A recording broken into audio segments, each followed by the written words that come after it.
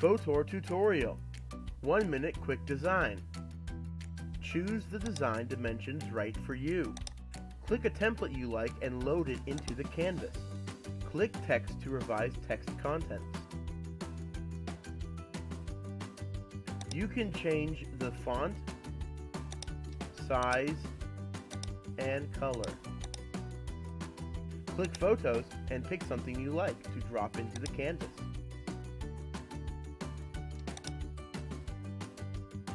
Then double-click.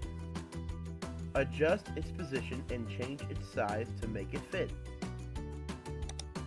Or you can click Cloud and upload photos from your computer. Finally, remember to export and download your design.